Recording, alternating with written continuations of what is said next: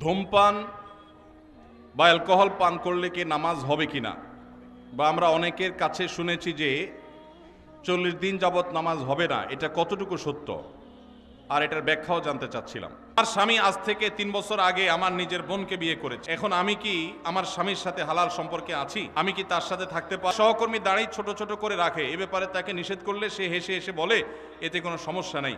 এ ব্যাপারে শরীয়তের হুকুম কি? এই ব্যক্তি এখানে উপস্থিত আছে, দয়া করে কিছু বলে শাসন করে। কেউ কোনো অন্যায় করলে তাকে যে কেউ শাস্তি দিতে পারবে। মসজিদের ভিতরে প্রথম কাতারের সামনে দেয়ালের ওই পাশে লাশ রেখে সালাত আদায়ের দলিল চাই। বাবারে সব দলিল চাচ্ছে। ইন্নি ওয়াজ্জাহাতু ও নাওয়াইতুন পড়ার কোনো দলিল আছে কিনা?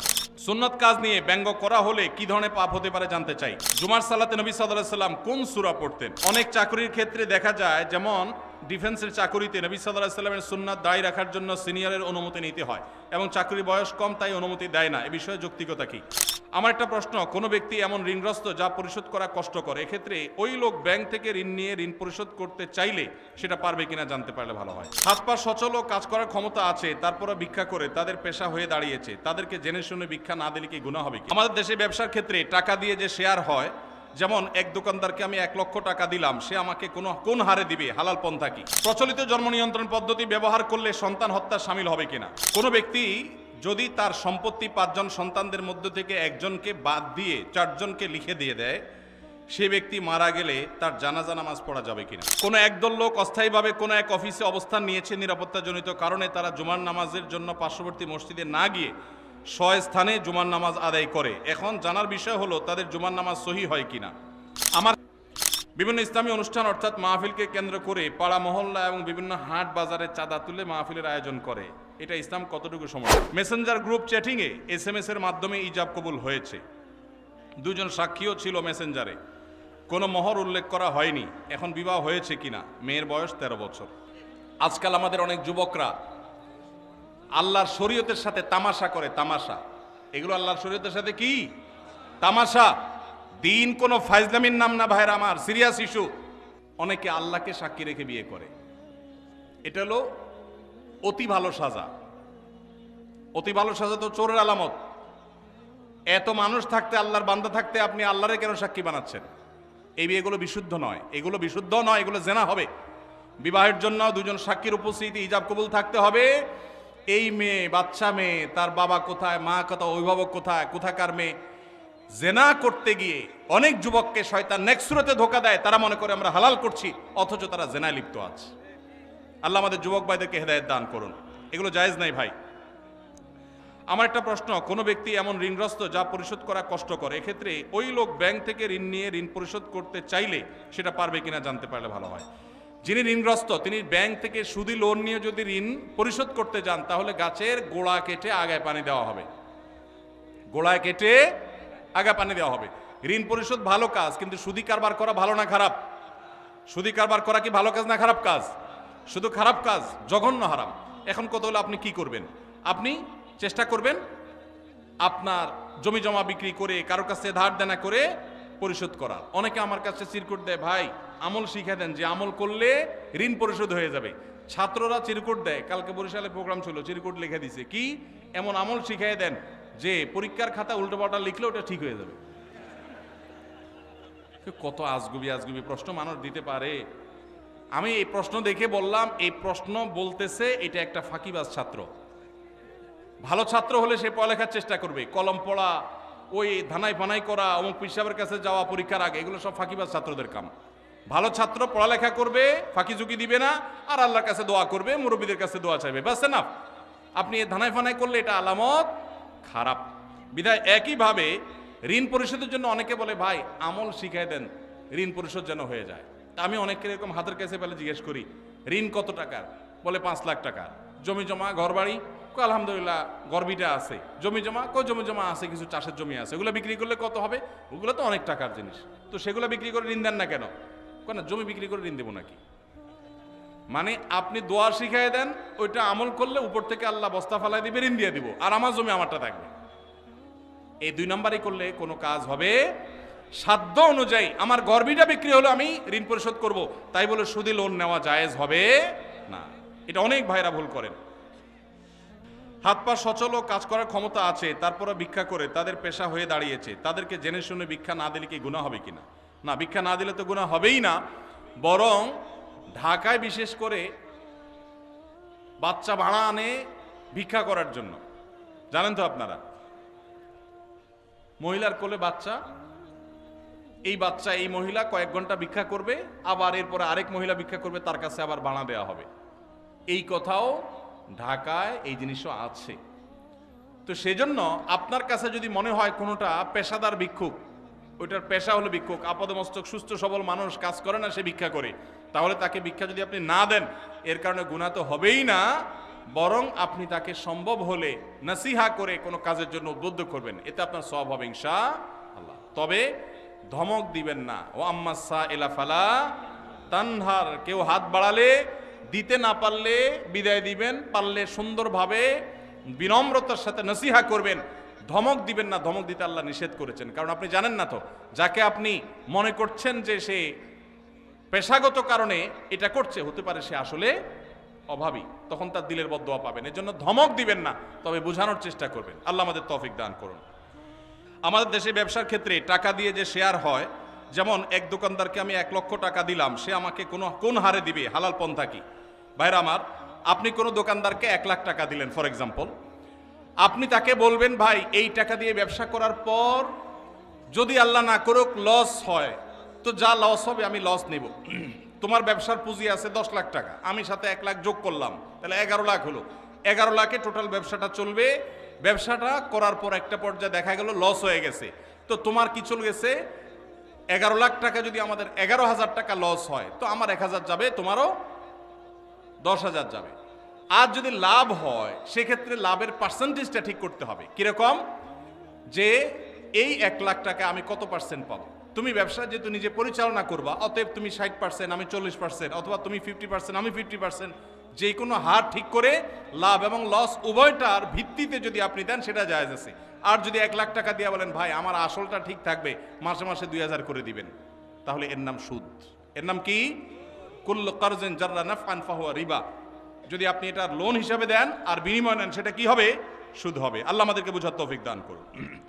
মৃত্যুর পূর্বে ওয়ারিসদের মধ্যে সম্পত্তি কম বেশি বন্টন করা যাবে কিনা? যাবে না। এর আগে প্রশ্ন উত্তর আমরা বলেছি, মৃত্যুর পূর্বে যদি সম্পত্তি বন্টন করেন, ওয়ারিসদেরকে সমান হারে দিতে হবে। আল্লাহ নবী সাল্লাল্লাহু আলাইহি সাল্লাম বলেছেন, ইত্তাকুল্লাহ ওয়া আদিলু বাইনা আওলাদিকুম, সমতা বজায় রাখতে হবে, কম বেশি হেরফের করা উচিত হবে না, জায়েজ হবে না।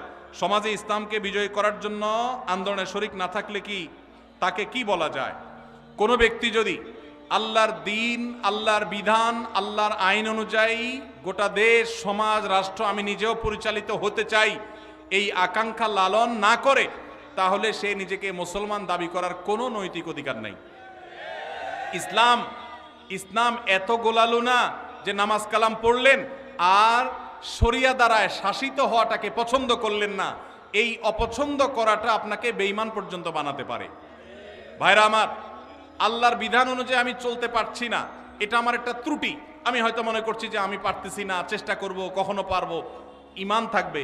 আর যদি কেউ মনে করে না ওইটা এখন চলেই না, ওইটা দিয়ে এখন চলবে না, তাহলে সেক্ষেত্রে সে বেঈমান হয়ে যাবে। এজন্য আল্লাহ বলেছেন, ওমাল্লাম ইয়াহকুম বিমা আনজালাল্লাহ ফাউলাইকা হুমুল ফাসিকুন। আবার আরেক জায়গায় বলেছেন ফাউলাইকা হুমুল। এইটা যদি অবিশ্বাসের জায়গা থেকে হয় যে না আল্লাহর শরীয়ত এখন আর চলে না, ইসলামের দিন অনুযায়ী, আইন অনুযায়ী কি চলে এখন, তাহলে সে বেঈমানই হয়ে যাবে। আর যদি কেউ মনে করে না চলা উচিত কিন্তু আমরা পারতেছি না, আমাদের দুর্বলতা, তাহলে সে বেঈমান হবে না।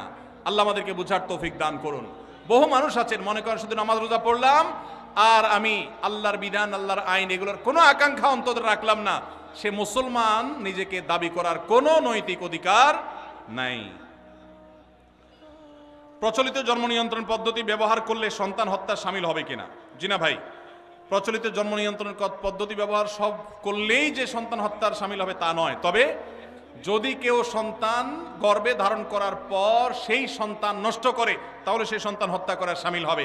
আর আগে থেকে যদি জন্ম নিয়ন্ত্রণ করে, অস্থায়ী জন্ম নিয়ন্ত্রণ যদি করে, সেটা জায়েজ হবে এই শর্তে যে এই মুহূর্তে সন্তান নিলে মায়ের বা সংস্থার সন্তানের স্বাস্থ্যের জন্য হুমকি হবে, অথবা প্রতিপালন করার পরিবেশ নাই, যৌক্তিক কোনো কারণে যদি না গ্রহণ করে আপাতত বিরতি দেয়, এটা জায়েজ আছে। আর যদি কি খাওয়াবো এই চিন্তা, চাকরি নাই এখনো সন্তান নেব কিভাবে, একটা আছে আরেকটা হলে কোত্থেকে খাওয়াবো এই চিন্তায় করে, তো আল্লাহ বলেছেন লা তাকতালু আওলাদাকুম খাশিয়াতা ইমলাক, খাদ্যের ভয়ে রিজিকের ভয়ে সন্তান হত্যা করবে না, এটা নাজায়েজ। আর স্থায়ীভাবে জন্ম নিয়ন্ত্রণ করলে সেটাও নাজায়েজ। কোন ব্যক্তি যদি তার সম্পত্তি 5 জন সন্তানদের মধ্য থেকে একজনকে বাদ দিয়ে 4 জনকে লিখে দিয়ে দেয়, সে ব্যক্তি মারা গেলে তার জানাজা নামাজ পড়া যাবে কিনা? ভাইরা আমার, আমাদের দেশে অনেকে এই কাজটা করেন, তেজ্যপুত্র করেন। প্রচলিত আইনে তেজ্যপুত্র কোথাও থাকতে পারে, কিন্তু ইসলামে তেজ্যপুত্র বলতে কোনো কিছু নবী করিম সাল্লাল্লাহু আলাইহি সাল্লাম পরিষ্কারভাবে নিষেধ করেছেন। কোন মুসলমান অন্য মুসলমানকে ত্যাগ করে চিরকালের জন্য তার সাথে সম্পর্ক ছিন্ন করে ফেলবে, এটা জায়েজ। লা ইয়াহিল্লু লিমুসলিমিন আন ইয়াহজুরা আখাহু ফাওকা 3 লায়াল, 3 দিনের বেশি কোনো মুসলমানের সাথে অভিমান করে সম্পর্ক ছিন্ন করা জায়েজ আছে? নাই। এখন সন্তান খারাপ, যত খারাপ হোক, আপনি সন্তানকে তথাকথিত তেজ্যপুত্র করলেন, করে কোনো সম্পদ দিলেন না, বঞ্চিত করলেন, আল্লাহর কাঠগড়ার আসামি হবেন। আপনার ঘরে জন্মগ্রহণ করেছে, অতএব আল্লাহর কোরআনের মিরাসের আয়াতের নির্দেশের আলোকে এটা তার প্রাপ্য হক হয়ে গেছে। হ্যাঁ, সে যদি মোরতাদ হয়ে যায়, ইসলাম থেকে খারিজ হয়ে যায়, তাহলে সেটা মানে আমিনাল ইরফ, বা সে পরিত্যক্ত সম্পদ থেকে বঞ্চিত হবে। কিন্তু মুসলমান আছে, আপনার কথা শুনে না, আপনার খায় খেদমত করে নাই, আপনি সে অজুহাতে তাকে কিছু দিলেন না, বাকি সন্তানদেরকে দিয়ে দিলেন, আল্লাহর কাঠগড়ায় আসামি হতে হবে, জায়েজ হবে না। এখন এইটা যদি কোনো লোক করে, জীবদ্দশা দিতে চায়, তাহলে সমান হারে দিতে হবে। এক সাহাবী নবীজিকে এসে বলছেন, ইয়া রাসূলুল্লাহ, আমার সন্তানকে অমুক ছেলেকে আমি এটা দিয়েছি। নবী সাল্লাল্লাহু আলাইহি সাল্লাম বলেছেন, বাকি সবাইকে দিয়েছো? বলেন না, দেই নাই। তখন নবী সাল্লাল্লাহু আলাইহি সাল্লাম বলেছেন, ইত্তাকুল্লাহ ওয়া আদিলু বাইনা আওলাদিকুম, আল্লাহকে ভয় করো আর সন্তানদের মধ্যে সমতা বজায় রাখো। এই জন্য ভাইরা, এই জুলুম করা যাবে না। ইসলাম আমাদেরকে সাম্য এবং ইনসাফ শিখিয়েছে, সেটা আমাদের সব ক্ষেত্রে করতে হবে। এমনকি শত্রু হলে তার সাথেও আমাকে ইনসাফ করতে হবে। আমাদের কষ্ট হয়, আমার সাথে কারো শত্রুতা আছে, সে আমার সাথে শত্রুতা করে, কিন্তু তার বেলায় কোনো সাক্ষ্য দেওয়ার প্রশ্ন আসলে আমি সত্য সাক্ষ্য দিলে তার পক্ষে যায়, আমাদের দিতে মন চায় না, কিন্তু এই দেওয়াটাই হলো ইমানের দাবি। আল্লাহ বলেছেন, ওয়ালা ইয়াজরিমান্নাকুম শানাআনু কওমিন আলা আল্লাহ তা'দিলু ই'দিলু হুয়া আকরাবু লিত-তাকওয়া, কারোর সাথে শত্রুতা আছে দেখে আপনি ইনসাফ করবেন না, এটা জায়েজ আছে? এজন্য বাবাজিরা সাবধান, সন্তান সন্ততিদের মধ্যে কোনো প্রকার হেরফের করবেন না, এটা জায়েজ নাই। সেই সন্তান যদি খারাপ হয়, সে আল্লাহর কাছে দায়ী হবে, ভিন্ন কথা। তো আপনি তাকে সম্পদ থেকে বঞ্চিত করতে, হ্যাঁ, যেটা আপনি করতে পারেন, একটা সন্তান নেককার, মাদ্রাসায় পড়ে, দিনদার, ওকে একটু সম্পদ বাড়ায় দিলেন তার দিনদারিতার কারণে, সেটা জায়েজ আছে। কিন্তু একজনকে টোটাল বঞ্চিত করলেন, আরেকজনের নামে সব লিখে দিলেন, এটা কিন্তু জায়েজ হবে। এখন কোনো মুরব্বী যদি এই কাজ করেন, তিনি মারা গেলে তার জানাজা পড়া যাবে না, এমন কোনো কথা নেই। তার জানাজা পড়বেন, কিন্তু তিনি আল্লাহর কাছে দায়ী থাকবেন। সন্তানদের কর্তব্য হলো, বাবা যাকে বঞ্চিত করছে আমাদের ভাগ থেকে তাকে দিয়ে আমরা ব্যালেন্স করে ফেলবো, তাহলে আশা করা যায় আল্লাহ তাআলা বাবাকে হয়তো মাফ করবেন। কোনো একদল লোক অস্থায়ীভাবে কোনো এক অফিসে অবস্থান নিয়েছে, নিরাপত্তাজনিত কারণে তারা জুমার নামাজের জন্য পার্শ্ববর্তী মসজিদে না গিয়ে স্বস্থানে জুমার নামাজ আদায় করে। এখন জানার বিষয় হলো তাদের জুমার নামাজ সহি হয় কিনা। ভাইরা আমার, কোথাও যদি কেউ এরকম নিরাপত্তাহীনতা অনুভব করেন যে আমি জুমার নামাজ পড়তে গেলে আমার বিপদ হবে, দেখতে হবে ইস্যুটা কি ধরনের। এখন একজন চুরি করে পালাইছে, একজন সন্ত্রাসী করে পালাইছে, মানুষ খুন করে পালাইছে, ধরা পড়বে, এই বয়সে জুমার নামাজ পড়তেছে না, এটা তো ভিন্ন জিনিস। কিন্তু কেউ এমন কোন পরিস্থিতিতে আছে যে সে বের হলেই তার জীবন হুমকির মধ্যে পড়বে, তখন তিনি বাসায় নামাজ পড়লে নামাজ হয়ে যাবে। আর জুমার নামাজ যদি তিনি জামাতের সাথে কোনো বাসায় পড়েন, তো জুমার নামাজ কোনো ভাষায় করার জন্য শরীয়তে অনেক শর্ত আছে, সেই শর্তগুলো না পাওয়া গেলে 2-4 জন মিলে জুমার নামাজ শুরু করে দিলে নামাজ হয়ে যাবে, এত সোজা না। এ বিষয়ে পুরো ডিটেইল অবস্থাটা জানা দরকার, যে আসলে কোন সিচুয়েশন, পরিস্থিতি কি, তারপরে মাসালা উত্তর দেওয়া সহজ হবে। আমি এখন যদি বলি তাহলে সেক্ষেত্রে সেটা অপূর্ণ থাকবে। এই জন্য এই মাসালাটাও কোনো দক্ষ বিদগ্ধ আলেমের সাথে দেখা করে বা ফোনে যোগাযোগ করে ডিটেইল বলে তারপর উত্তর নেবেন। এটা আমি স্কিপ করলাম, উত্তর দিলাম না। আমার এক সহকর্মী দাঁড়িয়ে ছোট ছোট করে রাখে, এ ব্যাপারে তাকে নিষেধ করলে সে হেসে হেসে বলে এতে কোনো সমস্যা নাই, এ ব্যাপারে শরীয়তের হুকুম কি? এই ব্যক্তি এখানে উপস্থিত আছে, দয়া করে কিছু বলে শাসন করে দেন। আসামি হাজির। ভাইরা আমার, দাড়ি লম্বা করা এটা নবী সাল্লাল্লাহু আলাইহি ওয়াসাল্লামের নির্দেশ। তিনি বলেছেন আফুল্লুহা আরখুল্লুহা, তোমরা দাড়িকে ছেড়ে দাও। দাড়িকে ছেড়ে দিতে বলেছেন, লম্বা করতে বলেছেন। সাহাবীদের মধ্যে এক মুষ্টির পরে, বুখারীর হাদিসে এক মুষ্টির পরে অতিরিক্ত অংশ কাটার বিষয়টা সাব্যস্ত আছে। এর আগে এক মুষ্টির আগে সাহাবীদের কারোর কাছ থেকে, নবী সাল্লাল্লাহু আলাইহি ওয়াসাল্লাম থেকে কোনো হাদিসে দাড়ি কাটা ছাটার কোনো প্রমাণ নাই। এজন্য সারা বিশ্বের প্রায় সব উলামায়ে ইকরাম একমত যে দাড়ি লম্বা করা ওয়াজিব। কিছু ইখতিলাফ আছে, আরবের কিছু আলেমদের ভিন্ন মত আছে। বেশিরভাগ আলেমদের মতে হলো দাড়ি লম্বা করা কি ওয়াজিব। ইজিপশিয়ান কিছু আলেমদের ভিন্ন মত আছে, আরো কিছু আলেমদের ভিন্ন মত আছে। বাকি মেজরিটি আলেমদের মত হলো ওয়াজিব। আমরা বলি দাড়ি রাখা সুন্নত, সেটা সুন্নত এই অর্থে নবীজিও দাড়ি রেখেছেন, সেই হিসাবে সুন্নত। কিন্তু তিনি নির্দেশ করলে সেটা কি হয়ে যায়, সেটা আমভাবে ওয়াজিব হয়ে যায়, সেই হিসাবে দাড়ি রাখা ওয়াজিব। অতএব ভাই, যদি কেউ মনে করে দাড়ি না রাখলে সমস্যা নাই, তার কাছে সমস্যার ডেফিনিশনটা কি, সংজ্ঞাটা কি? কেউ তো বলতে পারে নামাজ না পড়লেও সমস্যা নেই, কিন্তু একজন মুসলমান মনে করবে আল্লাহর নবীর ওয়াজিব তরক করলে সমস্যা আছে না নাই? আছে। কিয়ামতের ময়দানে তার জন্য জবাবদিহি করতে হবে কি হবে না? হবে। তবে আমাদের ভাই কেউ হয়তো খোঁচা খোঁচা দাঁড়িয়ে রাখা শুরু করেছেন, আমরা তাকে অ্যাপ্রিসিয়েট করব, আমরা তাকে দূরে সরাবো না। আলহামদুলিল্লাহ ভাই শুরুটা করে দিয়েছেন, ইনশাআল্লাহ আল্লাহ এটাতে বরকত দিবেন। আমরা তাকে এটাকে লম্বা করার জন্য নসিহা করব। তবে সেই সাথে এটাও আমাদের মাথায় রাখতে হবে, দাড়ির চাইতে অনেক ইম্পর্টেন্ট নির্দেশ আছে আল্লাহর, যেগুলো আমরা অহরহ লঙ্ঘন করি। আছে না নাই? এটা শুনে আবার বেদাড়ি আল্লাহ একটু খুশি হয়ে গেছে, যাক আমাদের পক্ষে একটু আসলো। ভাইরা আমার, দাড়ি রাখা ওয়াজিব, সেটা নিয়ে কোনো আলাপ নাই, সেটা নিয়ে কোনো ছাড় নাই।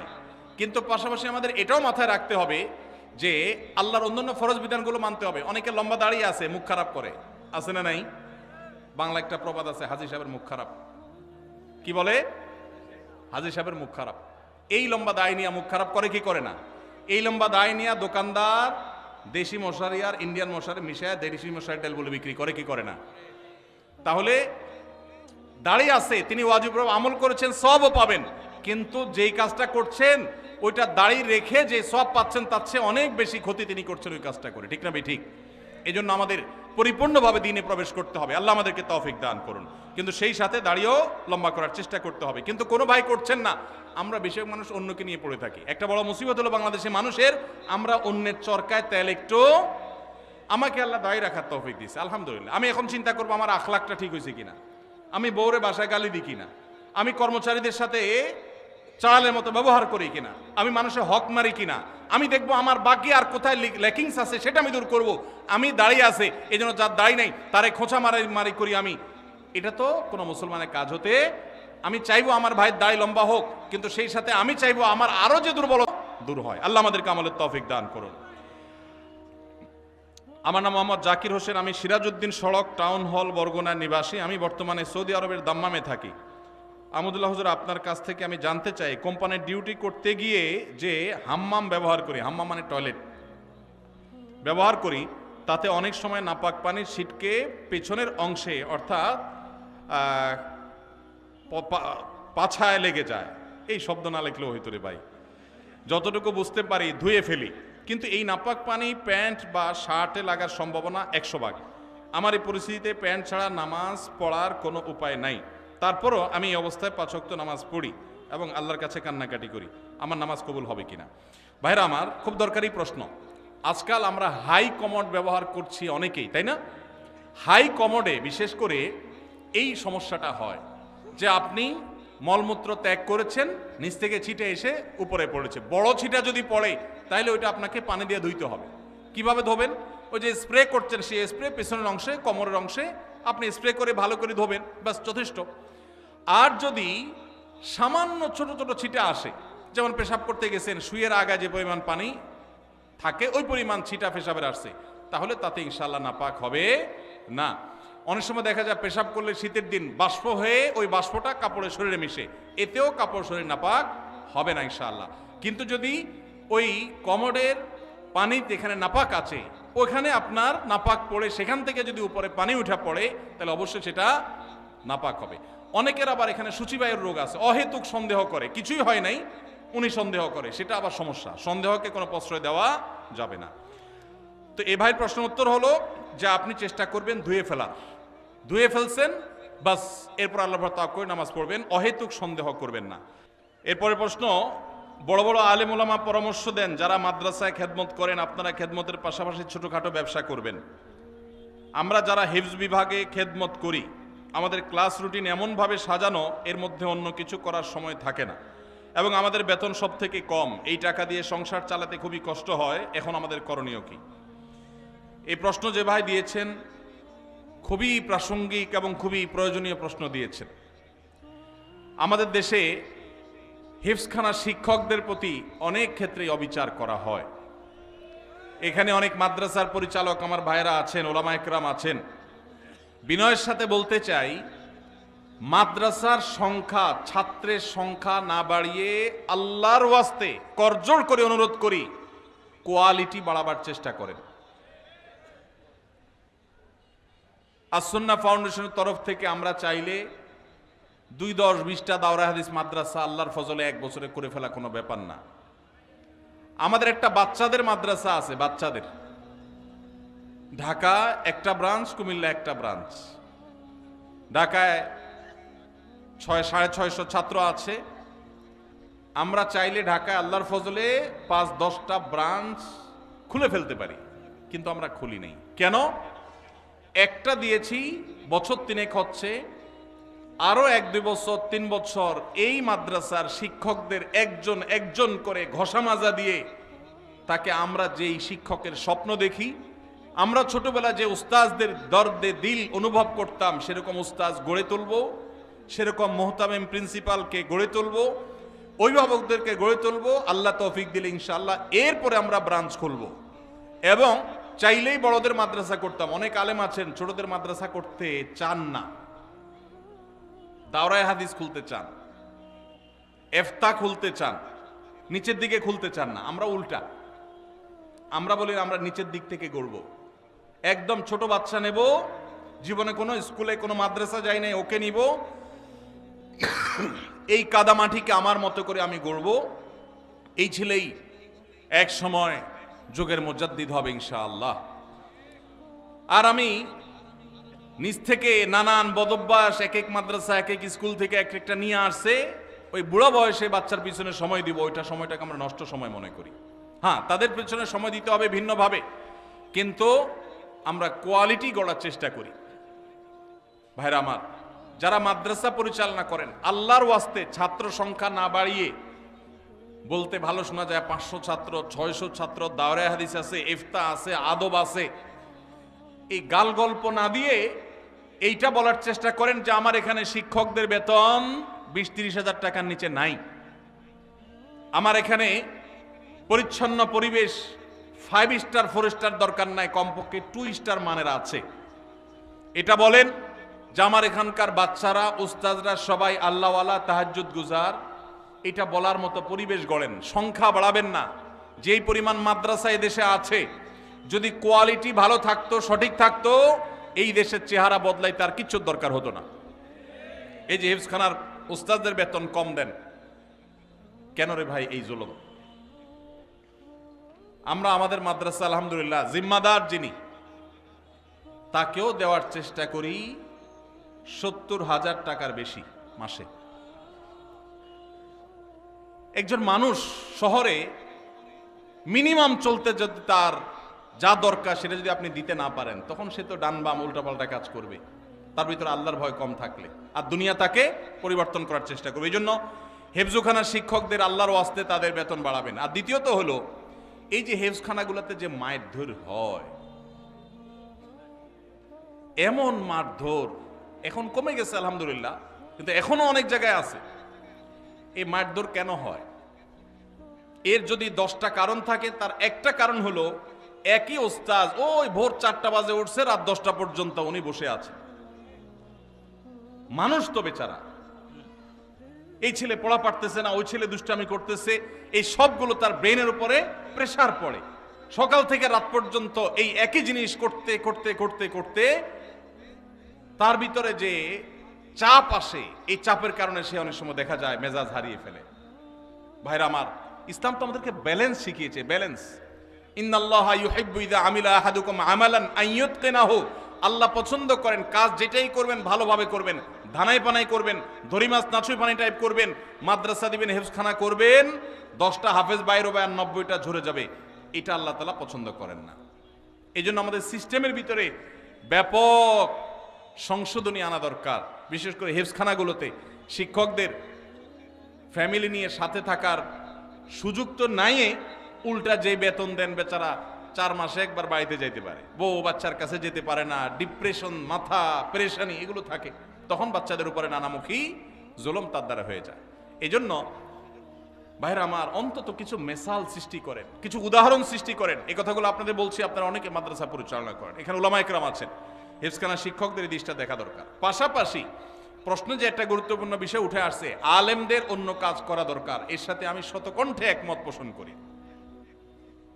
উলামায়ে কেরাম যারা আছেন, আল্লাহর হস্তে কিছু একটা আপনার ইমামতির পাশাপাশি, আপনার শিক্ষকতার পাশাপাশি কিছু একটা করেন। একমাত্র বাংলাদেশ অদ্ভুত এক দেশ, এদেশে আলেমরা কিছু করলে মানুষ বলে হুজুর দুনিয়াদার হয়ে গেছে। 2004-05 সনের দিকে আমার মনে পড়ে, আমি ঢাকার মণিপুরে এক মসজিদে তখন জিম্মাদারিতে ছিলাম, ইমামতি করি, খতিব সেখানে এখন মাওলানা ওমায়ের কোব্বাদি সাহেব আছেন, ওনাকে রেখে আমি সৌদিতে গেছিলাম।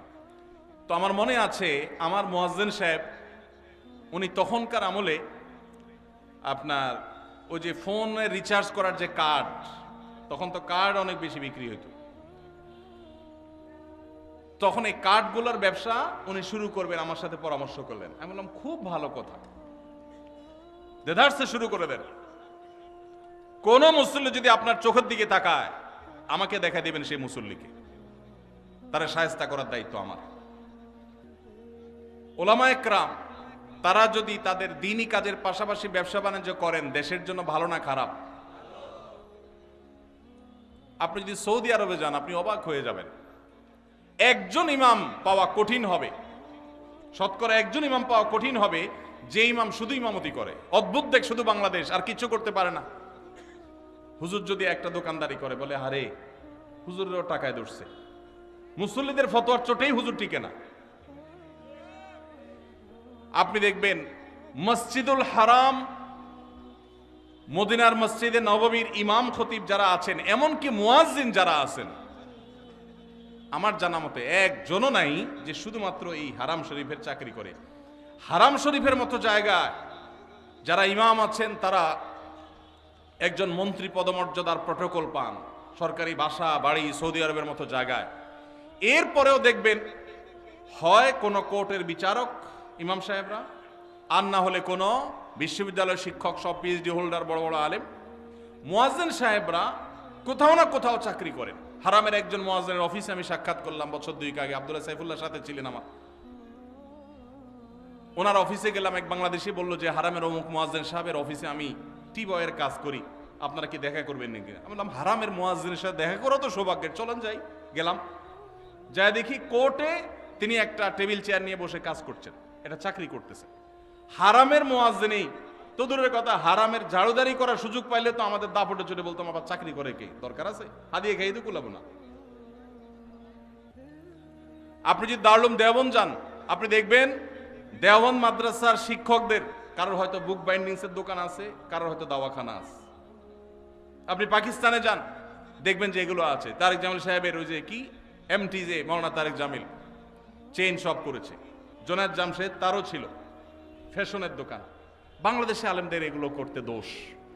আমি আলহামদুলিল্লাহ দীর্ঘদিন থেকে স্বপ্ন দেখছি এবং স্বপ্নের খুব কাছাকাছি আমি অবস্থান করছি। ছোট ছোট করে এক বা একাধিক ব্যবসা একযোগে শুরু করব ইনশাআল্লাহ, উদ্বুদ্ধ করার জন্য। ওলামায়ে কেরামকে আল্লাহ তাআলা সাধারণ মানুষের দিকে যেন চেয়ে থাকতে না হয়, তাদের হাদিয়া নির্ভর যেন হতে না হয়, আল্লাহ সেই তৌফিক দান করুন। এই জন্য সে আন্তরিকতা থাকতে হবে। এখন মুশকিল হলো আমরা যারা আবার ব্যবসা বাণিজ্যে যাই, অনেকে সেই দিকে যাইয়া আমাদের দিনদারিতা এটাতে ঘাটতি চলে আসে, ওটা যেন না আসে। আল্লাহ আমাদেরকে তৌফিক দান করুন। তাহলে হাফেজ সাহেবদের বেতন বাড়ায় দিবেন, তাদের প্রতি জুলুম করবেন না। 5-7 হাজার 10 হাজার টাকা বেতন, এটা এই যুগে একটা মানুষ চলার জন্য যথেষ্ট না। আল্লাহর ওয়াস্তে এটা করবেন না। মাদ্রাসা যারা পরিচালনা করেন, যতটুকু পারবেন ততটুকু করিবেন। আপনারা বলছে কে 500 ছাত্র ভর্তি করতে? আপনারা বলছে কে দাঁড়া পর্যন্ত খুলে বসে থাকতে? আপনি যতটুকু চাপ নিতে পারেন ততটুকু নেন, আল্লাহ তাআলা বারাকা দিবেন ইনশাআল্লাহ। আল্লাহ আমাদেরকে তৌফিক দান করুন। আমার স্বামী আজ থেকে 3 বছর আগে আমার নিজের বোনকে বিয়ে করেছে। এখন আমি কি আমার স্বামীর সাথে হালাল সম্পর্কে আছি? আমি কি তার সাথে থাকতে পারবো? তাদেরও একটি ছেলে আছে। ইন্না লিল্লাহি ওয়া ইন্না ইলাইহি রাজিউন। এই ধরনের মানে জাহালত এখনো আছে। কোন পুরুষ কোন নারীকে বিয়ে করলে ওই নারী তার বিবাহে থাকা অবস্থায় ওই নারীর বোনকে বিবাহ করা বাতিল। এই বিয়ে নয়, এটা জিনা। অতএব এই বোনের কর্তব্য হলো এই পুরুষ থেকে বিচ্ছিন্ন হয়ে যাওয়া এবং তওবায়ে নাসুহা করা। ভয়ঙ্কর জিনায় তারা লিপ্ত হয়েছেন, কারণ এক বোন থাকা অবস্থায় আরেক বোন এর সাথে বিয়ে হতে পারে না। এত জাহালত, এত মূর্খতা এখনো সমাজে আছে, ভাবতে কষ্ট লাগে। এই প্রশ্নটা আসছিল যখন সাইফুল্লাহ ভাই পড়ে আমাকে বলছিলেন যে আমার চোখের পানি এসে গেছে শুনে। মানুষ এত জাহালাতের মধ্যে এখনো ডুবে আছে, আমরা কি দিনের দাওয়াতের কাজ করছি? ভাইরা আমার, একসাথে 2 বোনকে বিয়ে করা জায়েজ আছে? কোন বোন যদি কারোর বিবাহে থাকে তাহলে ওই বোনের বোনকে বিবাহ করা হারাম। ওই অবস্থায় বিচ্ছেদ হয়ে গেলে, তালাক হয়ে গেলে বা মারা গেলে তারপরে শালিকাকে বিয়ে করলে সেটা জায়েজ হতে পারে, তার আগে জায়েজ নেই। অতএব বিচ্ছিন্ন হতে হবে। এখন আপনি বলতে পারেন তাহলে আমি এখন কি করব? আল্লাহর উপর তাওয়াক্কুল করবেন, আল্লাহ তো রিজিকের মালিক। ধূমপান বা অ্যালকোহল পান করলে কি নামাজ হবে কিনা, বা আমরা অনেকের কাছে শুনেছি যে 40 দিন যাবত নামাজ হবে না, এটা কতটুকু সত্য, আর এটার ব্যাখ্যাও জানতে চাচ্ছিলাম। দেখুন, একটি হাদিস রয়েছে, নবী সাল্লাল্লাহু আলাইহি সাল্লাম বলেছেন, কেউ যদি নেশা গ্রহণ করে, নেশা জাতীয় কোনো দ্রব্য গ্রহণ করে এবং সে যদি নেশাগ্রস্ত হয়, 40 দিন যাবত তার ইবাদত কবুল হবে না, নামাজ কবুল হবে না। তো এই হাদিসে নেশাগ্রস্ত হওয়ার কথা বলা হয়েছে। ধূমপান করা গুনাহ, এটা জায়েজ নাই, এ বিষয়ে তেমন কোনো মতপার্থক্য আলেমদের মধ্যে নাই।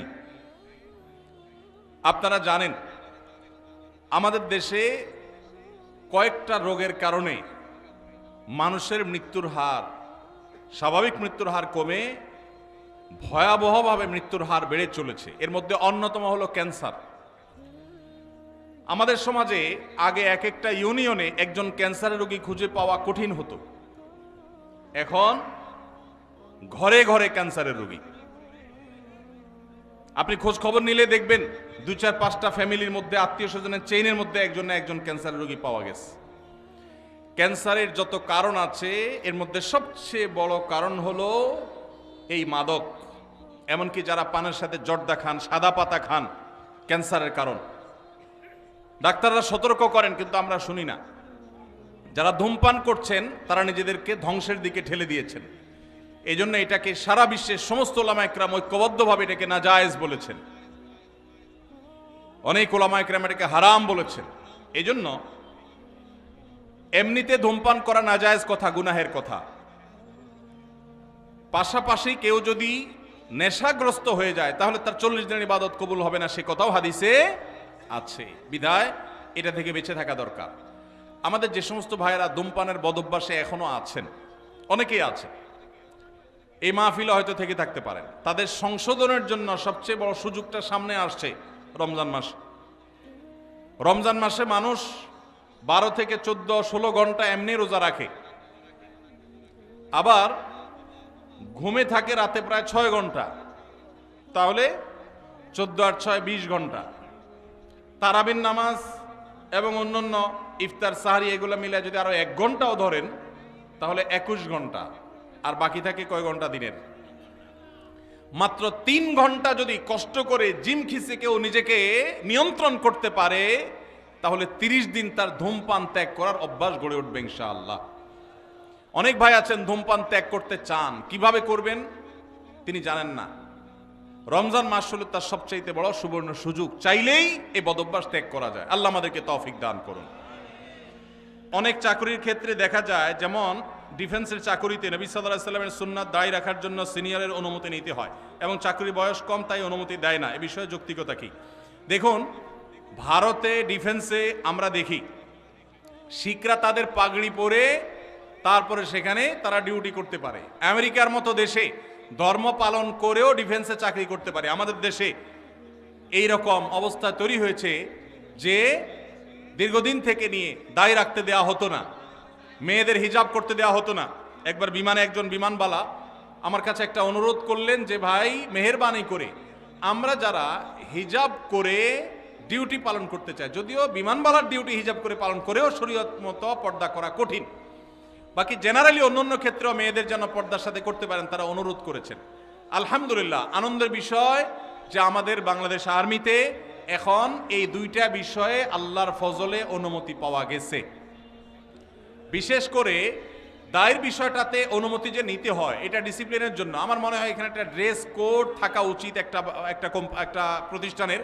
সেই হিসাবে ড্রেস কোড থাকবে, নর্মাল প্রসিডিউর থাকবে, কিন্তু অকারণে বয়স কম এই সমস্ত অজুহাতে যদি বাধা দেওয়া হয় তাহলে সেই সিস্টেমটা চেঞ্জ হওয়া উচিত, কারণ সাংবিধানিক অধিকার যে কেউ তার ধর্ম পালন করতে পারে সেই সুযোগ থাকা উচিত। আমি আশা করি যে সংশ্লিষ্ট মহল তারা এটা বিবেচনা করবেন বা দেখবেন। বিভিন্ন রেস্টুরেন্টে, বিশেষত চাইনিজ রেস্টুরেন্টগুলোতে সি ফুডের নামে যে কাঁকড়া, অক্টোপাস, স্কুইড বা এরকম সামুদ্রিক প্রাণী খাওয়ানো হয়, বিশেষ করে কাঁকড়া খাওয়া শরীরের দৃষ্টিতে বৈধ কিনা? হানাফি মাযহাব অনুযায়ী মাকরুহ, অন্য কোন কোন মাযহাবে অন্য ইমামদের অনেকের মতে এটা জায়েজ, কিন্তু হানাফি মাযহাব অনুযায়ী মাছ ছাড়া, সমুদ্রের নিচে মাছ ছাড়া বাকি এই জাতীয় অক্টোপাস অথবা কাঁকড়া জাতীয় এগুলো খাওয়া মাকরুহ। জুমার সালাতে নবী সাল্লাল্লাহু আলাইহি সাল্লাম কোন সূরা পড়তেন? জুমার নামাজে আমাদের নবী করিম সাল্লাল্লাহু আলাইহি সাল্লাম সূরায়ে সাব্বিহ ইসমা রাব্বিল আলা এবং গাশিয়া, এই দুই সূরা বেশিরভাগ পড়তেন, এবং এত বেশি পড়তেন যে সাহাবীদের কেউ কেউ বলতেন নবীজি সাল্লাল্লাহু আলাইহি সাল্লামের জুমার নামাজে এই সূরা শুনতে শুনতে আমার মুখস্থ হয়ে গেছে, এত বেশি পড়তেন। সূরায়ে সাব্বিহ ইসমা রাব্বিল আলা এবং হাল আতাকা হাদিসুল গাশিয়া। আর কোন কোন হাদিসে আসছে নবী সাল্লাল্লাহু আলাইহি সাল্লাম সূরায়ে জুমআ এবং মুনাফিকুন এই দুই সূরা জুমার নামাজে পড়তেন। সুন্নত কাজ নিয়ে ব্যঙ্গ করা হলে কি ধরনের পাপ হতে পারে জানতে চাই। কোন সুন্নত নিয়ে যদি কেউ ব্যঙ্গ করে ঈমান নষ্ট হয়ে যাবে। কি হয়ে যাবে? দেখুন, একটা পয়েন্ট বোঝার চেষ্টা করতে হবে। সুন্নত কেউ পালন না করলে কি বেঈমান হবে? কিন্তু সুন্নত নিয়ে কেউ ব্যঙ্গ করলে কি হবে? ঈমান নষ্ট হবে। নিজে দাড়ি নেই, আপনি বেঈমান হবেন না, আল্লাহ মাফ করে জান্নাত দিতেও পারেন, কিন্তু কেউ দাড়ি রেখেছে, বলতেছেন তাকে ব্যঙ্গ করে, কিরে জঙ্গি হয়ে গেছে দেখি, ছাগলের মতো লাগতেছে দেখি, হ্যাঁ, এরকম আজে বাজে কথা বলতেছেন, তাহলে কিন্তু ঈমান যাওয়ার আশঙ্কা আছে। খুব ভয়ঙ্কর ব্যাপার। বিদ্রোহর শামিল, আল্লাহর সঙ্গে বিদ্রোহের শামিল। বাংলাদেশে কোনো আইন আপনি অমান্য করলেন আপনার শাস্তি হবে, নাগরিকত্ব বাতিল হবে না। কিন্তু আপনি বাংলাদেশ রাষ্ট্রকে অস্বীকার করলেন, আইনকে অস্বীকার করলেন, সেক্ষেত্রে আপনি রাষ্ট্রদ্রোহী হবেন। আল্লাহর কোনো বিধানকে মানেন নাই সেটা একটা বিষয়, কিন্তু আপনি অস্বীকার করেছেন, ঠাট্টা করেছেন, বিদ্রুপ করেছেন, তাহলে কিন্তু ঈমান চলে যাবে। অনেক যুবক ভাইরা আছেন, বিশেষ করে দাড়ির ইস্যুতে কোনো ভাই দাড়ি রেখেছেন, তার সাথে হাসাহাসি করে, তাচ্ছিল্য করে নিজের ঈমানটা নষ্ট করে ফেলান, আছে না নাই? নিজে করতে না পারেন, আরেকজন করলে খবরদার কোনো বিদ্রুপ করবেন না। এরপরে প্রশ্ন, ইন্নী ওয়াজ্জাহাতু ও নাওয়াইতুন পড়ার কোনো দলিল আছে কিনা? দলিল আছে ভাই, ইন্নী ওয়াজ্জাহাতুনের দলিল আছে। ইন্নী ওয়াজ্জাহতু ওয়াজহাল্লাযী ফাতারাস সামাওয়াতি ওয়াল আরদা হানিফা মা আনা মিনাল মুশরিকিন লা শারীকা লাহু ওয়া বিযালিকা উমিরতু ওয়া আনা আউয়ালুল মুসলিমিন। আরো লম্বা আছে, এটা দোয়ার প্রথম অংশ বললাম। এটা আমাদের নবী করিম সাল্লাল্লাহু আলাইহি সাল্লাম পড়তেন নামাজ শুরু করার পর, তাকবীরে তাহরিমা বাঁধার পর সানার জায়গাতে। সানার জায়গাতে আমরা একটা দোয়াই ছোটবেলা মুখস্থ করছি, আর যাই না, সেটা হলো সবচেয়ে ছোটটা। সানার মধ্যে তিনটা সানা প্রসিদ্ধ হাদিসে আছে, এর মধ্যে একটা হলো আল্লাহুম্মা বাঈদ বাইনি ওয়া বাইনা খাতায়ায়া কামা বাআদতা বাইনাল মাশরিকি ওয়াল মাগরিবি, এটা একটা সানা। আরেকটা হলো ইন্নী ওয়াজ্জাহতু ওয়াজহাল্লাযী ফাতারাস সামাওয়াতি ওয়াল আরদা হানিফা, অনেক বড় দোয়া, এটা আরেকটা সানা। আর সুবহানাকা আল্লাহুম্মা ওয়া বিহামদিকা ওয়া তাবারাকা ইসমুকা ওয়া তাআলা জাদ্দুকা ওয়া লা ইলাহা গায়রুকা, এটা আরেকটা সানা। এটাকে দোয়ায়ে ইস্তিফতাহ বলা হয়, নামাজ শুরুর দোয়া। এই নামাজ শুরুর দোয়া হিসাবে আমরা সবচেয়ে ছোটটা মুখস্থ করছি, আর বাকি আরো দুইটা যে আছে আমরা জানি না। নবী করিম সাল্লাল্লাহু আলাইহি সাল্লাম মাঝে মধ্যে সেগুলোও পড়তেন। এখন এটাকে আমাদের দেশে বানাইছে জায়নামাজের দোয়া। ভাই, নবীজির সময় কি জায়নামাজ ছিল? দোয়া আসলো কোত্থেকে? জায়নামাজই তো ছিল না, দোয়া আসলো কোত্থেকে? তো জায়নামাজে দাঁড়ানোর কোনো দোয়া নাই। দোয়া আছে কিসের ভাই? নামাজ শুরুর। ইন্নী ওয়াজ্জাহতু হলো নামাজ শুরুর দোয়া, ওইটা লাগাইছে নিয়ে কোথায়? জায়নামাজে। জানামাজ দাঁড়াবে, আলাদা কোনো দোয়া নেই। আর নাওয়াইতুন যে দোয়া, ওইটা তো আসলে কোনো জাল হাদিসেও নেই, কোনো জাল হাদিসেও নাই। আলহামদুলিল্লাহ, এটা এখন মানুষ বুঝে গেছে। মনে মনে আমরা নিয়ত করছি, কোন নামাজে পড়ছি, নামাজের নিয়তে তাইন করছি, আমি জোহর পড়তেছি, ফরজ না সুন্নত পড়তেছি, এটা আমার মাথায় আছে। এই নিয়তের ইস্তেহজার এটাই যথেষ্ট। মুখে নাওয়াইতুন উচ্চারণ করা এটা জরুরি না, বরং এটাকে কেউ নামাজের পাঠ মনে করে বেদাতে লিপ্ত হওয়ার আশঙ্কা আছে। একসময় মানুষ অনেকে বলতো নামাজ তো এখনো মুখস্থ হয় না, এই জন্য নামাজ পড়ে না, এর কারণে সে গুনাহগার হবে। শুধু মহিলাদের জন্য আলাদা মসজিদ করার সহি দলিল কি? সহি তো দূরের কথা, জাল দলিলও তো নাই, জাল দলিলও নাই। মাস দুয়েক আগে আমি জার্মানিতে গেছিলাম, ইউরোপের। তো জার্মানিতে বার্লিনে একটা মসজিদ আছে, ইমামও মহিলা। ইমাম কি? মহিলা। ভাইরা আমার, মেয়েদের জন্য মসজিদে না এসে বাসায় 5 ওয়াক্ত নামাজ পড়া উত্তম, এ ব্যাপারে কোনো দ্বিমত আমাদের মধ্যে নেই। ওয়াবুয়ুতুহুন্না খায়রুল লাহুন্না। তবে হাদিসের আগের অংশ আছে, আল্লাহ নবী সাল্লাল্লাহু আলাইহি সাল্লাম বলেছেন, লা তামনাউ আমা আল্লাহি মাসাজিদ আল্লাহ, আল্লাহর বান্দিরা মসজিদে আসলে বাধা দিও না, কিন্তু তাদের জন্য মসজিদে আসার চাইতে বাসা নামাজ পড়া বেশি উত্তম। তার নবীজি চাইতেন তারা যেন বাসায় পড়ে।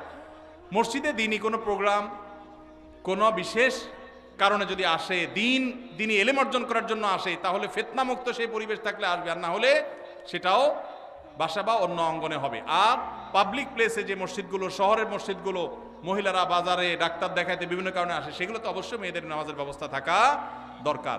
কিন্তু মেয়েদের জন্য মসজিদে এসে 5 ওয়াক্ত নামাজের জামাতে হাজির হওয়ার চাইতে বাসায় নামাজ পড়া অধিকতর উত্তম। মদিনায় এক মহিলা নবী সাল্লাল্লাহু আলাইহি সাল্লামের পেছনে এসে নামাজ পড়ার জন্য মসজিদে নামাজ 1 রাকাতে 1000 রাকাতের সওয়াব নবীজিকে যখন বলেছেন, নবীজি বলেছেন, তুমি তোমার বাসায় পড়লে বেশি সওয়াব হবে, কেন কষ্ট করে আসো? এখানে 1000 পালে ওখানে আরো বেশি পাবে। কিন্তু আমাদের বন্ধুরা অনেকে আবেগে নিজেকে সামলাইতে পারেন না, আল্লাহ আমাদের বোঝার তৌফিক দান করুন। তাহলে মেয়েদের বাসায় নামাজ পড়া উত্তম, কিন্তু শহরে পাবলিক প্লেসে মেয়েদের নামাজের জায়গা না থাকার কারণে বহু পর্দানসীন, বহু নামাজি মেয়েরা ওয়াক্ত চলে যায়, নামাজ পড়তে পারে না। ডক্টর খন্দকার আব্দুল্লাহ জাহাঙ্গীরউল্লাহ বলতেন, আমাদের মা বোনরা বাসায় অবস্থান করবে, প্রয়োজনে বের হবে, এটাই শরিয়ার নির্দেশ। কিন্তু আমাদের মা বোনরা যে কোনো কারণে বাইর হয়ে গেছে, এখন যদি বলেন যে নামাজ পড়তে দিব না, বাসায় যাওয়া ছাড়া পড়বে না, তাহলে কাজা হবে, তাহলে সেটা তো তার জন্য ক্ষতিকর হলো। এই জন্য ব্যালেন্স আমাদেরকে শিখতে হবে। তো মহিলাদের জন্য আলাদা মসজিদ করার, পৃথক মসজিদ করার কোনো নজির শরিয়াতে নাই, কোনো আলেমের কোনো মত এর সপক্ষে নাই। এটা সারাসর ফিতনা, যদি কেউ করে নাজায়েজ হবে। মসজিদের ভিতরে প্রথম কাতারের সামনে দেয়ালের ওই পাশে লাশ রেখে সালাত আদায়ের দলিল চাই। বাবারে সব দলিল চাচ্ছে দেখি। দেখেন, মসজিদে যখন জানাজার নামাজ হবে তখন লাশ মসজিদে ঢুকাবে না, কেন? কারণ লাশে রক্ত, পুজ, পানি ইত্যাদি থাকতে পারে, মসজিদ নাপাক হবে। সেজন্য মসজিদকে পরিচ্ছন্ন রাখার প্রয়োজনে লাশটাকে পশ্চিম পাশে রেখে তারপর জানাজা পড়া হয়। কিন্তু এটা সুন্নাহ না। সুন্নাহ কোনটা? সুন্নাহ হলো মাঠে জানাজা নামাজ পড়া। এই সুন্নাহ মুর্দা হয়ে গেছে। কোনো কারণ ছাড়া গ্রামের মসজিদে এই কাজটা করা হয়। এই সুন্নাহটা জিন্দা করার জন্য আমাদের উলামাদের কাজ করতে হবে, ভাইদের কাজ করতে হবে। চেষ্টা করা যাবে না ইনশাআল্লাহ? ফরজ নামাজ হয়ে যাবে, বাইরে এসে জানাজা নামাজ পড়বেন। আমি যেখানে জুমা পড়ে আলহামদুলিল্লাহ এভাবে আমি জানাজা নামাজ পড়ি। আমি সারা জীবন যেখানে যে মসজিদে গেছি আমি চেষ্টা করেছি এই সিস্টেমটাকে জিন্দা করার, সুন্নাত জিন্দা করার। আরেকটা সুন্নাত আমাদের জিন্দা করতে হবে, সেটা হলো ঈদের নামাজ মসজিদে পড়া সুন্নাত না মাঠে পড়া সুন্নাত? ঈদের আনন্দই মাটি হয়ে গেছে পোলাপালের এখন মসজিদে মসজিদে ঈদের নামাজ করে। আমি আমার শৈশবের কথা মনে পড়ে, একটা ঈদগাহ ছিল আমাদের পুরো ইউনিয়নে, অনেক দূর থেকে সেখানে যেতাম, যে আনন্দ পেতাম। এখন ঘরে ঘরে মসজিদে মসজিদে ঈদের নামাজ, কেন? কারণ কেউ কারোর মানতে চায় না। আরেকজন ঈদগাহে গেলে তো নিজের মাতবরি থাকে না, যেন সব মসজিদ আলাদাই মাতবরি করতে চায়। মসজিদে ঈদের নামাজ পড়া সুন্নার খেলাফ। হ্যাঁ, কোন শহরে ওইরকম পর্যাপ্ত মাঠ নাই, তাহলে মসজিদে পড়েন। রাস্তা বন্ধ করে নামাজ পড়ার চাইতে মসজিদে পড়া ভালো। ইয়াকুমুল জুলুস আলা তারিক, নবীজি রাস্তা বন্ধ করতে নিষেধ করেছেন, সেটা করবেন না। কিন্তু তাই বলে মসজিদ বাদ দিয়া, মাঠ বাদ দিয়া বিনা কারণে মসজিদে ঈদের নামাজ পড়বেন না, উন্মুক্ত জায়গা পড়বেন। এই সুন্নাহটাও জিন্দা করা দরকার। ঈদের যে আনন্দ সেটা এখন নাই। পোলাপান বসে বসে মোবাইল টিপে আর মসজিদে 5 ওয়াক্ত পড়ে, ঈদও পড়ে, আলাদা কোনো আনন্দ পায় না। ঈদগাহে যাওয়ার যে আনন্দ ওইটা কখনো মসজিদে আদায় হয় না। এই সুন্নাহটা আমাদের উলামারা চাইলে জিন্দা করতে পারেন। অনেক মাঠ আছে কিন্তু চেষ্টাও করে না অনেকে। মানুষ মারা গেলে পাশে বসে কোরআন তেলাওয়াত ও খাবার আয়োজন করার বিধান কি? খাবার আয়োজন করার বিধান আমি বলেছি, মানুষ মারা গেলে 40 3 দিন আর 7 দিন মানুষ ডাইকা খাওয়ানো, এটা বিদআত। আর মানুষ মারা গেলে তার পাশে বসে কোরআন তেলাওয়াত করাটাও সুন্নাহ সম্মত কোনো কাজ নয়। আমাদের দেশে মানুষ মারা গেলে লাশটাকে মাটিতে বা খাটে রেখে চারপাশে হাফেজ সাহেবদেরকে এনে কোরআন তেলাওয়াত করানো হয়। এটা শরিয়া সম্মত কোনো কাজ নয়। কেন? কোনো মানুষ মারা যাওয়ার পরে কি কি করতে হবে শরীয়তে বলা আছে না নাই? আছে না নাই? মুর্দার লাশের চারপাশে বসে কোরআন তেলাওয়াত করতে হবে এরকম কোনো হাদিস তো আমি পাই নাই। এটা কোত্থেকে আসলো? কোরআন তেলাওয়াত যে করবে তার লাভ হবে। আল্লাহ কোরআনে বারবার বলেছেন, ও আল্লাহ ইনসানে ইল্লা মা সা, যে যেটা করবে সে সেটা পাবে, যিনি তেলাওয়াত করছে তার সওয়াব হবে। মুর্দার কোনো লাভ নাই এখানে তেলাওয়াত করলে। আর যদি বলেন যে কোরআন শোনাচ্ছি, তাহলে ওমা আনতা বিমুসমিউম মান ফিল কুবুর, আপনি তেলাওয়াত শোনাবেন জীবিত মানুষকে, মৃত মানুষকে তেলাওয়াত শুনিয়ে কোনো ফায়দা হবে না। এর সওয়াব হবে জীবিত অবস্থায় শুনলে। এই লোকটা জীবিত অবস্থায় শুনলে সওয়াব পাইতো, মারা গেছে, এখন তার সামনে কোরআন তেলাওয়াত করলে প্রতি অক্ষরে 10 নেকি, এমন কোনো কথা নাই। এজন্য এইটা দূর হওয়া দরকার। বিশেষ করে এখানে যারা মুর্দার চারপাশে এই যে গোল হয়ে কোরআন তেলাওয়াত করে, এরা সবাই টাকা নেয়। তেলাওয়াতের বিনিময়ে টাকা গ্রহণ করা সারাসার হারাম। যে দেয় সেও হারাম করে, যে নেয় সেও হারাম করে। খতমের নাম দিয়া অনেক এলাকাতে এখনো অনেকে হারাম কাজ করছেন, তাদের আল্লাহকে ভয় করা উচিত। এখানকার জনপূর্ণ স্থান অধিকাংশ সময় আমাদের কিছু সংখ্যক বোনদের অশালীন পোশাকের উচ্ছৃঙ্খল অবস্থা, অবাধ মেলামেশা, আবার অনেক সময় সিগারেট হাতে দেখা যায়। এই অবস্থায় তাদের পরিত্রাণ এবং করণীয় ও অভিভাবকদের দায়িত্ব কি হতে পারে? আমার জন্য, আমার বোনদের জন্য দোয়া করবেন, আল্লাহ যেন আপনার নেখায়াত দান করেন। ভাইরা আমার, এই যুবকের প্রশ্ন বড় প্রাসঙ্গিক প্রশ্ন। আমাদের বোনদের মধ্যে বেহায়ার পরিমাণ বাড়ছে না কমছে? বাড়ছে। এই বেহায়া দূর করার জন্য আমাদের দাওয়াতি কাজ বাড়াতে হবে, বোঝাতে হবে। পশ্চিমের মেয়েরা স্বাধীনতার নাম দিয়ে তাদের পোশাক সংক্ষেপ করা হয়েছে, দলে দলে তারা ইসলামে ফিরে আসছে। তারা বুঝতে পেরেছে এটা স্বাধীনতা নয়, এটা হলো নিজের সম্ভ্রম, নিজের ইজ্জত, নিজের সম্মানকে জলাঞ্জলি দেওয়া, কোরবানি করা। এই জন্য পশ্চিমের মেয়েরা দলে দলে ইসলামে আসছে। পুরান পাগলের যখন ভাত পায় না, নতুন পাগলের আমদানি হয়। আমাদের দেশে অনেকে এসে পশ্চিমাদের এই কালচারের অনুসরণ করে তারা যে নিজেদের ধ্বংস ডেকে আনছে, তারা নিজেদের শান্তির পথ থেকে তাদেরকে সরিয়ে দিচ্ছে। এই জন্য তাদেরকে বোঝাতে হবে, এর ভয়ঙ্কর ক্ষতি বোঝাতে হবে। কেন শরিয়া একজন নারীকে যথাযথ পর্দা মেনটেন করতে বলেছেন? এটা তার সেফটির জন্য, তার নিরাপত্তার জন্য, এটা তার সম্ভ্রমের ব্যাপার। যালিকা আদনা ইউরাফনা, আল্লাহ বলেছেন পর্দার বিধানে এই জন্য দেওয়া হয়েছে যে এর মাধ্যমে বোঝা যাবে কে বাজারি মেয়ে আর কে সম্ভ্রান্ত মুসলিম নারী। আল্লাহ আমাদের বোনদেরকে হেদায়েত দান করুন। খাতনার অনুষ্ঠানে গোশতের পরিবর্তে বারবার ঝোল দেওয়ার কারণে সংঘর্ষের 4 জন আহত হয়েছেন। এই ন্যারো মানসিকতা আমাদের দেশে দিন দিন বেড়ে চলেছে। এর কারণ কি বলে আপনি মনে করেন? ভাইরা আমার, পত্রপত্রিকায় নিউজ হয়েছে এই বিষয়ে। আমার যতটুকু মনে পড়ে আমিও দেখেছি, আপনারাও হয়তো অনেকে দেখেছেন। এটা অবশ্য নতুন না। বিয়ের বাড়িতে চিংড়ির সাইজ যা দেওয়ার কথা ছিল বা এক্সপেক্ট ছিল তার চেয়ে একটু ছোট, এই কারণে মারামারিতে একজন নিহত। এ ধরনের ঘটনা প্রায় আপনারা শুনেন না পত্রপত্রিকায়। স্ত্রীকে জামাটা ইস্তারি করে দিতে বলছে, বেচারি ভুলে গেছে, এই জন্য তালাকি দিয়ে দিস। শুনেন কি শুনেন না? এই যে অসহনশীলতা, এই যে অসহিষ্ণুতা, এটা আমাদের সমাজে বাড়ছে। বিশেষ করে প্রশ্নে যেটাতে আসছে যে খাতনার অনুষ্ঠানকে কেন্দ্র করে এটা হয়েছে। কেন এটা হয় ভাই? এর 2টা কারণ আমার কাছে মনে হয়। নাম্বার 1, এই যে খাতনার অনুষ্ঠানে মারামারি হয়ে 4 জন আহত, বিয়ের অনুষ্ঠানে মারামারি হয়ে বিয়ে ভেঙে যায়, মানুষও খুন হয়, এরকম ন্যাক্কারজনক ঘটনা পৃথিবীর আর কোন দেশে হয় আমি জানি না, তবে আমাদের দেশে হয়। দুর্ভাগ্য আমাদের। এর একটা কারণ হলো এই খাতনার অনুষ্ঠান তো খাতনার অনুষ্ঠান না, এটা চাঁদাবাজির অনুষ্ঠান। বিয়ের অনুষ্ঠান তো বিয়ের অনুষ্ঠান না, ওইটা আরেক চাঁদাবাজির অনুষ্ঠান।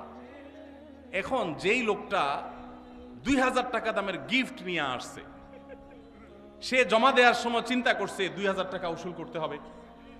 এখন খাইতে বসছে, একবার গোশত দিয়া এরপর বারবার শুধু ঝোল দিয়া বিদায় দেন, তার তো চান্দি গরম হবেই। সে তো আপনার এখানে ইনভেস্ট করছে, এটা তো ব্যবসা। আপনার যেরকম ধান্দা তারও কি ধান্দা। পৃথিবীর কোন দেশে এই নোংরা নিয়ম আছে আমি জানি না, তবে আমাদের দেশে আছে। আমরা জানি রেস্টুরেন্টে এটা হয়, রেস্টুরেন্ট, ভাড়ার বিনিময়ে আরাম, রেস্টুরেন্ট।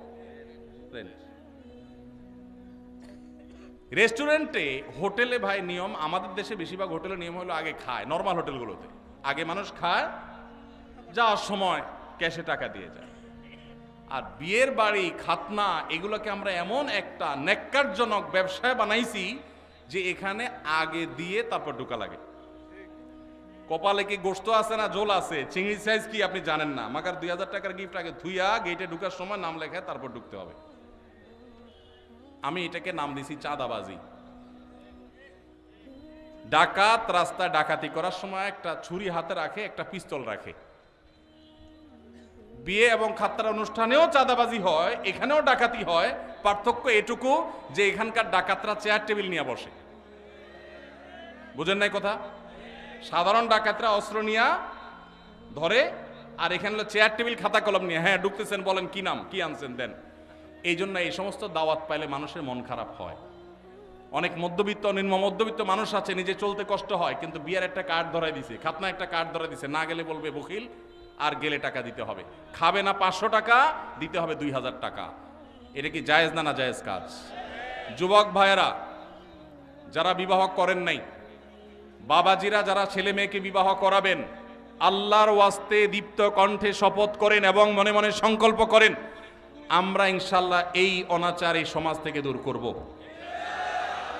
আপনি খাতনা করাবেন, খাতনা অনুষ্ঠান করবেন, কয়েকজন মানুষকে মেহমানদারি করবেন, ভালো জিনিস খাওয়ান, অসুবিধা নাই তো, কোনো আলেম নিষেধ করেন নাই তো এটা। কিন্তু আপনি সেটাকে ব্যবসা বানায় নিছেন। আপনার যদি খাবারের ব্যবসা করার এত প্ল্যানই থাকে, এই দাওয়াতের নামে নাটক না করে আপনি রেস্টুরেন্ট খুলে বসেন, খানা বেচবেন, 500 টাকার খানা খাওয়াবেন, হাদিয়া নেবেন 2000। অনেক জায়গায় আগে থেকে যোগ বিয়োগ করা হয়, মেহমান দাওয়াত দিব 500, খরচ হবে এত, এক একজন এবারে যে 1000 করে আনলো, লাভ থাকবে এত। এটা কি ব্যবসা না? ব্যবসা না? এই ব্যবসার অনুষ্ঠান করতে আমাদের লজ্জা হওয়া উচিত। যুবক ভাইরা বিয়ের কার্ডে লিখে দিবেন, অনেক জায়গায় অনেক যুবকরা এটা শুরু করেছেন, আমি দেখেছি মাশাআল্লাহ। বিয়ের কার্ডে লিখে দিবেন, বিবাহ একটি সামাজিক অনুষ্ঠান এবং একটি ইবাদত, একটি আমল। অতএব আমার এই বিবাহে আপনি এসে আমাদের ধন্য করবেন, অনুগ্রহ করে কোনো উপহার উপঢৌকন আনবেন না, আনলে সেটা গ্রহণ করার ব্যবস্থা থাকবে না। কলিজা আছে? কার কার কলিজা আছে হাত তুলেন দেখি। আল্লাহ আমাদের তৌফিক দান করুন। ভাইরা আমার, যৌতুক এই সমাজের বুকে চেপে থাকা একটা জগদ্দল পাথর ছিল। এই মাহফিলের মঞ্চ থেকে, মসজিদের মিম্বর থেকে ওলামায়ে কেরাম যৌতুককে এই দেশে জাদুঘরে পাঠিয়ে দিয়েছেন। অনেকে আছেন আলেমদের এই সমাজে অবদান খুঁজে পায় না, তাদেরকে বলছি যে ওলামায়ে কেরাম মাদক, যৌতুক, এই সমস্ত সামাজিক অভিশাপগুলো একটা একটা করে দূর করে দিয়েছেন। অতএব আমাদেরকে এই বিবাহ খাতনার নামে যে চাঁদাবাজি হয় সেগুলো বন্ধ করতে হবে ইনশাআল্লাহ। সবাই চেষ্টা করবো তো ইনশাআল্লাহ। আরেকজন যদি মনের কষ্ট নিয়ে একটা হাদিয়া দিয়ে যায়, একটা হাদিয়া দিয়ে গেল, একটা ডিনার সেট এনে দাওয়াত খাইলো, কিন্তু তার মনের কষ্ট আছে। গরিব মানুষ বা মধ্যবিত্ত মানুষ অনেক কষ্ট করে, নিম্ন মধ্যবিত্তের মানুষ এটা কিনছে, কিন্তু আত্মীয় স্বজন দাওয়াত না দিলে মানে গেলে না গেলে মানুষ থাকে না, সে নিয়ে আসছে, মনে খুশি নেই। নবী সাল্লাল্লাহু আলাইহি সাল্লাম বলেছেন, লা ইয়াহিল্লু মালু ইমরিইন মুসলিমিন ইল্লা বিতিবি নাফসি, কোন মুসলমানের সম্পদ তার মনের সন্তুষ্টি ছাড়া দিলে সেটা গ্রহণ করা হালাল হবে। তাহলে আপনি হারাম খাচ্ছেন। আল্লাহকে আমরা ভয় করব, চেষ্টা করবো তো ইনশাআল্লাহ। এই যে খাতনা অনুষ্ঠানে মারামারি, বিয়ের অনুষ্ঠানে মারামারি, এর একটা কারণ হলো এইটা যে এটাকে চাঁদাবাজি বানায় নিছেন। এই জন্য জৈসা কারনা ওয়াইসা ভারনা, যেমন করবেন অমন পাবেন। নাম্বার 2, দ্বিতীয় কারণ হলো আমাদের মন মানসিকতাগুলো দিন দিন এত বেশি ভোগবাদী হয়ে উঠছে, আমাদের শিক্ষিতের হার বেড়েছে, মনুষ্যত্বের হার বাড়ে নাই। আমাদের দেশে শিক্ষিত মানুষের হার বেড়েছে, ভালো মানুষের হার বাড়ে নাই, কমেছে। যার কারণে সর্বত্র দেখবেন দুর্নীতি, অপশাসন, অন্যায়, অনাচার ভরে গেছে। এই জন্য আমাদের সমাজে, আমাদের শিক্ষা প্রতিষ্ঠানগুলোতে, আমাদের জাতীয় কারিকুলামে, আমাদের স্কুল কলেজে ধর্মীয় শিক্ষা বাধ্যতামূলক করতে হবে। এগুলো আমাদের সন্তানদেরকে মনুষ্যত্ব শিখাবে, নৈতিকতা শিখাবে, আদর্শ শিখাবে। যতদিন আমাদের শিক্ষা প্রতিষ্ঠানগুলোতে, পরিবারগুলোতে দ্বীনের চর্চা ছিল, ততদিন মানুষ এত নিচে নামে নাই আলহামদুলিল্লাহ।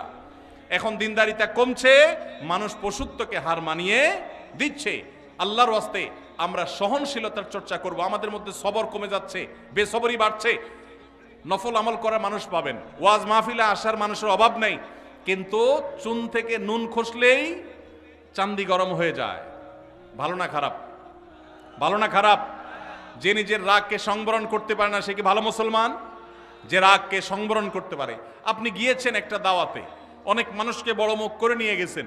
যারা দাওয়াত খাওয়াচ্ছে তারা একটু ছোট লোকই করছে, হয়তো একটু মেহমানদারিতে কমতি করছে, কিন্তু তাই বলে আপনি সেখানে গন্ডগোল, ফাসাদ, ঝগড়া লাগাবেন। আপনার চাইতে নিচু মানুষ তো আরেকজন হতে পারে না। এই জন্য যুবক ভাইরা নিজেদেরকে ধৈর্যশীল বানানোর চেষ্টা করবো তো ইনশাআল্লাহ। কিয়ামতের ময়দানে আল্লাহর কাছ থেকে ব্লাঙ্ক চেকের মাধ্যমে যদি কেউ সওয়াব পেতে চান, ব্লাঙ্ক চেক তো বুঝি আমরা না, কেউ কোনো কাজের বিনিময়ে আপনাকে 2 লাখ, 5 লাখ, 10 লাখ বা কিছু একটা ফিগার দিলেন, এটা এক জিনিস। আরেকটা হলো চেকে সই করে খালি চেক দিয়ে দিছে, অঙ্ক তুমি বসায় নয়, যা খুশি। তো এর চাইতে বড় বিনিময় আর হতে পারে? আল্লাহ রাব্বুল আলামিন কিয়ামতের ময়দানে ব্লাঙ্ক চেকের মতো বিনিময় দিবেন, একটা আমলের বিনিময়। বলবো সেটা কোনটা? আল্লাহ বলেছেন কোরআনে, ইন্নামা ইউওয়াফাস সাবিরুনা আজরাহুম বিগাইরি হিসাব। ধৈর্যশীলদের, যারা নিজেদেরকে সংবরণ করতে পারে, চান্দি গরম হলে উল্টাপাল্টা বলে ফেলে না, করে না, সবসময় সবর করে। সবরের যে 3টা প্রকার আছে, ইবাদত করতে গিয়ে সবর, পাপ কাজ ছাড়তে গিয়ে সবর। সবাই ভ্যালেন্টাইন ডে উপলক্ষে সাথীরা, বন্ধুরা অপকর্মে লিপ্ত হয়, সে তার জীবনকে বাঁচাবার জন্য, চরিত্রকে বাঁচাবার জন্য সংগ্রাম করে বেড়ায়, এটা একটা সবর।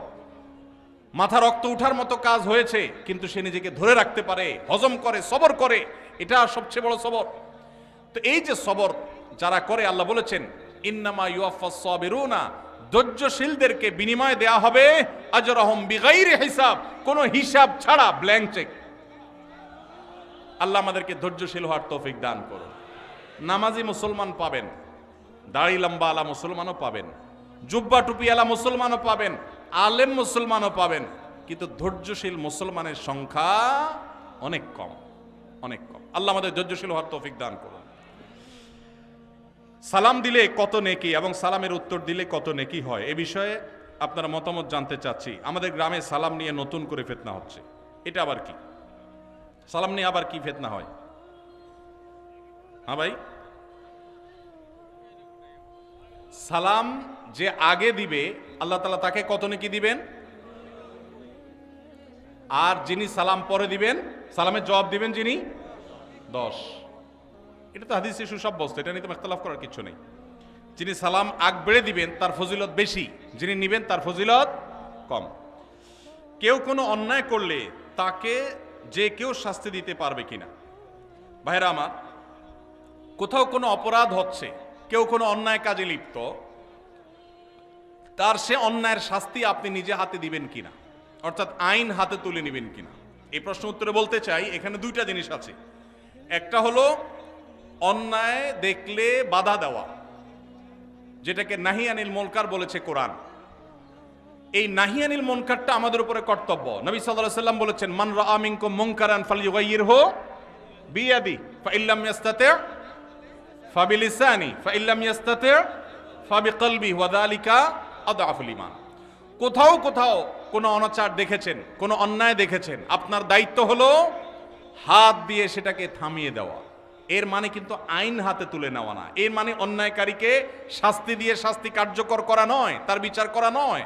এর মানে হলো আপনি আপনার শ্রম, মেধা, কায়িক পরিশ্রম দিয়ে সে অন্যায়টা যেন না হয় তার জন্য আপনি উদ্যোগ গ্রহণ করলেন। সে উদ্যোগটা আপনাকে আইন হাতে তুলে নিতে বলে না, কিন্তু উদ্যোগ নিতে হবে। আর যদি সেটা না পারেন, অন্তত মুখ দিয়া বলবেন ভাই অন্যায়টা করবেন না। আপনি যদি কোথাও অন্যায় হচ্ছে দেখেন, আপনি সেখানে প্রতিবাদ করবেন। তবে সেক্ষেত্রে নাহি আনিল মুনকার করার ক্ষেত্রেও, অসৎ কাজ, অন্যায় কাজে বাধা দান করার ক্ষেত্রেও আপনাকে হিকমা অবলম্বন করতে হবে, আপনাকে সর্বোচ্চ উপায় অবলম্বন করতে হবে, যথাযথ উপায়। যদি সেক্ষেত্রে আপনি ত্রুটি করেন, তাহলে দ্বীনের খেদমত করতে গিয়ে দ্বীনের আরো ক্ষতি হতে পারে কি পারে না?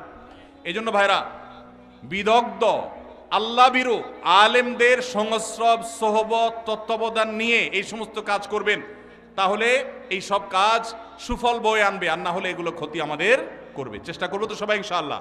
ভাইরা আমার, আমাদের অনেক ভাইরা আছেন এই জাতীয় কাজ করতে গিয়ে তারা লেজে গোবর করে ফেলেন। এই জন্য ওলামাদের তত্ত্বাবধান এবং পরামর্শ গ্রহণ করবো ইনশাআল্লাহ। দ্বিতীয় আরেকটা জিনিস আছে এখানে, সেটা হলো আমরা এই জাতীয় নাহি আনিল মুনকার করার বিষয়টি যেমন আমাদেরকে করতে হবে, পাশাপাশি কোনো লোক অপরাধ করলে তাকে আপনি মারধর করে, তাকে আপনি আঘাত করে শাস্তি কার্যকর করবেন, এই অধিকার ইসলাম আপনাকে আমাকে কাউকে দেয় নাই। এটা করবে বিচার ব্যবস্থা, ইসলামিক বিচার ব্যবস্থা যেন আসে, আল্লাহর বিধানের যেন বিচার হয়, তার জন্য চেষ্টা করবেন। তাই বলে আপনি নিজে বিচার শুরু করবেন না। যদি করেন তাহলে কি হবে? সমাজ সুশৃঙ্খল হবে না বিশৃঙ্খল হবে? আমার মতে আপনি অপরাধী, আপনাকে শাস্তি দেওয়া দরকার, আমি আপনাকে মারা শুরু করব। আপনার মতে আমি অপরাধী, আপনি আমাকে মারা শুরু করবেন, সমাজে কি শান্তি হবে না অশান্তি হবে? ইসলাম আমাদেরকে শৃঙ্খলা শিখায় না বিশৃঙ্খলা শিখায়? অতএব আমরা আইন কখনো হাতে তুলে নিব না। কারোর বিচার করার দায়িত্ব আমার আপনার না, তবে আমাদের দায়িত্ব নাহি আনিল মুনকার করা। আমরা একদিকে দেখা যায় অনেকে বিচারের কাজ নিজের হাতে তুলে নেন, আবার অনেককে দেখা যায় তারা নাহি আনিল মুনকারটা পর্যন্ত করেন না। আল্লাহ আমাদেরকে ব্যালেন্স করার তৌফিক দান করুন। চেষ্টা করবো তো ইনশাআল্লাহ। ভাইরা আমার, আমরা অনেকে মনে করি না আমরা বিচার করে ফেলবো। দেখুন, সাহাবা ইকরাম যখন দেখতেন কেউ কোনো অন্যায় করেছে, এমন অন্যায় করেছে যে তার মৃত্যুদণ্ড হওয়া উচিত, এমন একটা জঘন্য কাজ করেছে, তখন সাহাবীরা কি করতেন? ডাইরেক্ট ওই লোকটাকে মেরে ফেলতেন যায়? নিজের হাতে আইন বা বিচার বাস্তবায়ন করতেন না। তখন সাহাবীরা কি বলতেন? বহু হাদিস এরকম পাওয়া যায়। নবীজি সাল্লাল্লাহু আলাইহি সাল্লামকে তারা জিজ্ঞাসা করতেন, হে আল্লাহ রাসূল, আপনি অনুমতি দেন আমি এই মুনাফিকের গর্দান উড়াই দেই। এরকম হাদিস আছে না নাই? এই হাদিসটার মর্ম হলো, এই হাদিসটার ব্যাখ্যা হলো, নবীজি সাল্লাল্লাহু আলাইহি সাল্লাম মদিনা রাষ্ট্রের প্রধান বিচারক, শাসক, তার কাছ থেকে সাহাবী অনুমতি নিচ্ছেন, হে আল্লাহর রাসূল, আপনি বিচারক হিসাবে আপনি আমাকে অনুমতি দিলে আমি শাস্তি কার্যকর করব। তার মানে নিজের হাতে তিনি সেটা করতেন না, নবীজির নির্দেশের অপেক্ষা করতেন। তাহলে বোঝা গেছে বিচার আমরা যে কেউ নিজের হাতে তুলে নিতে পারি না।